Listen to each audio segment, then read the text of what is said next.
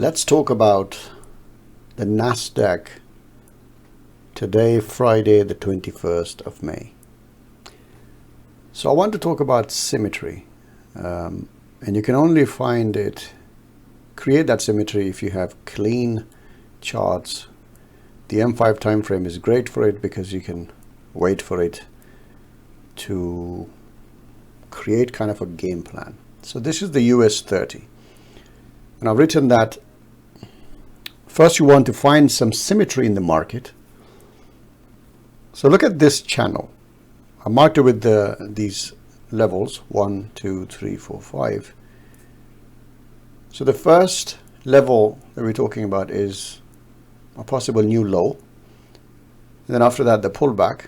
Now, if we went all the way there, we probably won't be interested. And we don't have this line until we get point number 3. And after that, when it starts to pull back, you can see that channel. Now, what good is the channel if up to this point the channel wasn't there? But that's not the point. You were supposed to trade this and this over here.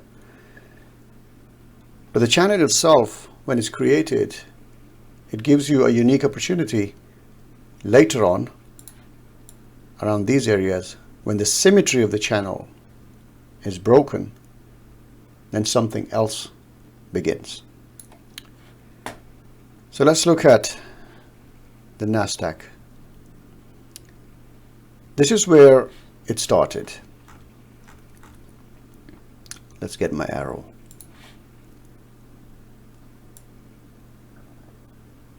The New York Open, so I would class this as the open candle, and here we have the open candle showing us a range. So we have a range.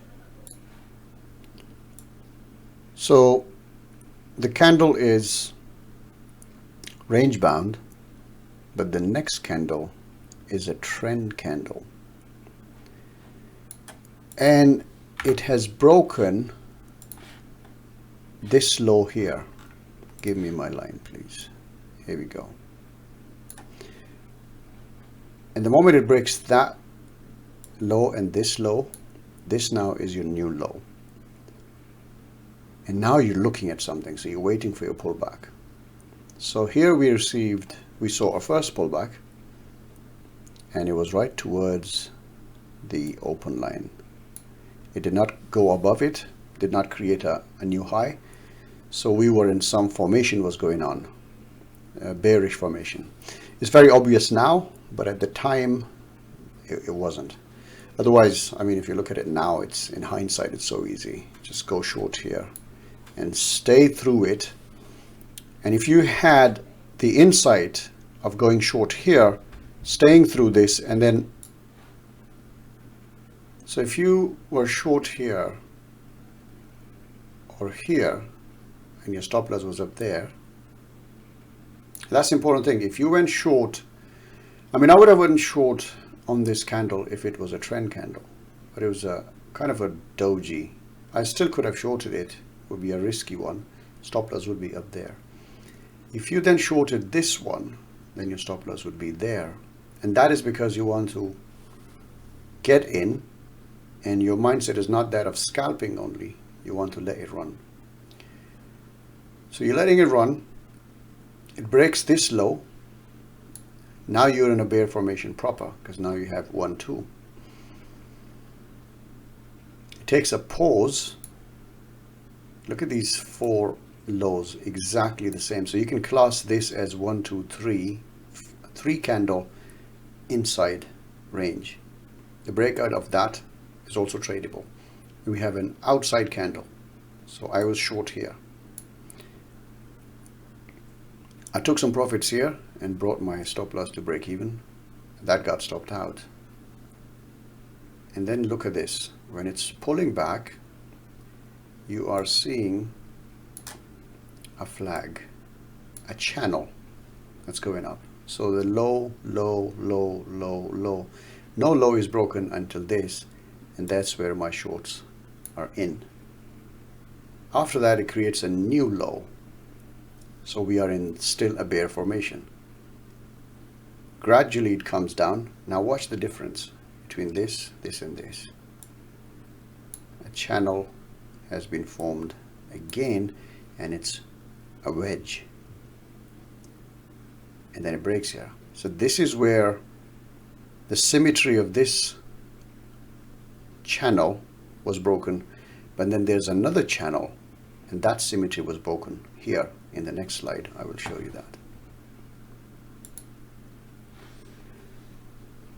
So these are my trades.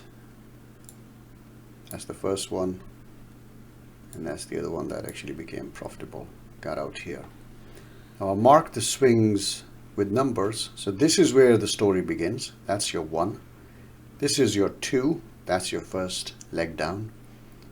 The 3 up, at that time I thought it was probably going long. And as you can see, it's quite wide. So the bears over here up to here actually made money. And the bulls made money from here to here as well. That's very good, strong bull trend candles.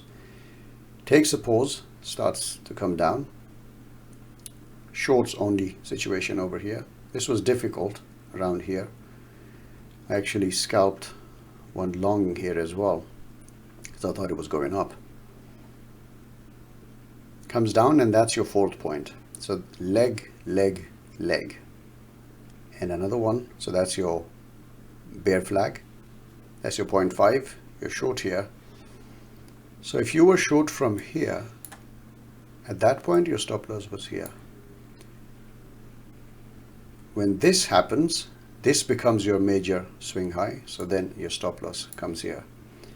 After this happens, for example, when you are short from here and then you see this candle, then your stop loss comes here. That's to stay in a trend for, to catch the whole swing. But you have to look at the symmetry as well. So symmetry is there. You're swing trading, you're in here, you're in here, you're in here.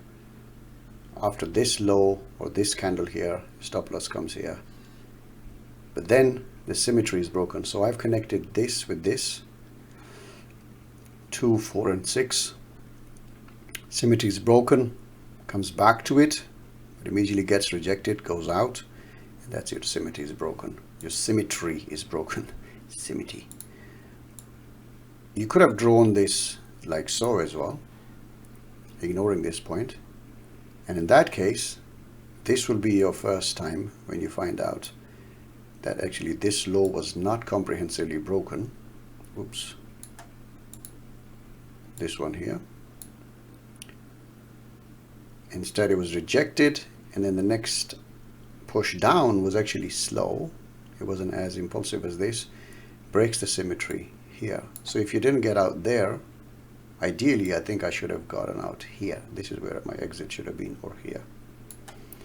So as you can see, after that the symmetry is, the market situation changed. Then it went up, pulled back. Now as we speak, I actually went long earlier on this. And for this, I had 2 options. I either have my stop loss here or here. My stop loss is here to let it run. From the other dimension, what we call the banana now, aims the hunt. New type of, it's a pullback kind of indicator. It tells you, a pullback is happening, and it's still valid, still valid, still valid, still valid. Up to here was valid. Again, it started telling us pullback's happening, pullback happening, pullback's happening. You could have taken short here as well. And then when it closes above the 10 EMA, you're out. Here, you're short, closes above 10 EMA, you're out. So different ways of looking at it,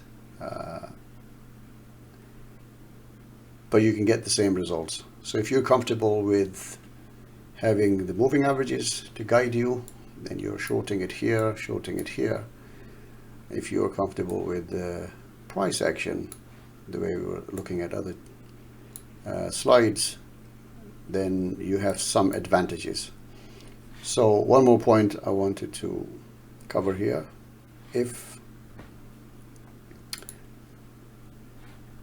That was my entry, actually, the one that I posted in the Discord channel. If you're a scalper, if you want to scalp the 5-minute time frame, then when you get in here, you get out there.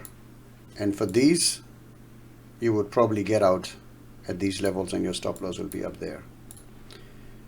So these are the options, and that's how we can run these trades, whether you're comfortable with the gator on. So you have the gator will be guiding you. If you have the 10 and 20 EMA, that will be guiding you.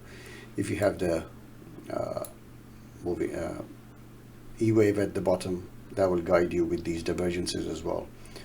So you can choose whichever template you want, because underneath it, the market only has one structure. And we need to understand the structure and trade it according to that structure. But more important than that, we need to understand our structure, our mental structure inside, what we are made of and how we behave. The way I am seeing this chart right now, I'm almost finished trading. I did not see this chart like this when it was happening. And I think it's got to do with having too many charts open, flicking around, all of them, the fears and the stress and all of that going on. I think the mental condition of stress has a lot to do with something, because when you get stressed, this is my personal experience, I do not see things the way they should be when I'm stressed. And there are moments when I know that today I'm relaxed, for some reason I'm in the zone. I see the market very clearly. I know exactly what to do. But most days it's clogged brains, you know, all the sugar that we eat and then the stress hormones and all of that. So we need to do everything to understand ourselves and keep ourselves calm and follow the plan. So with this, I'll say goodbye and have a great weekend. See you on Monday.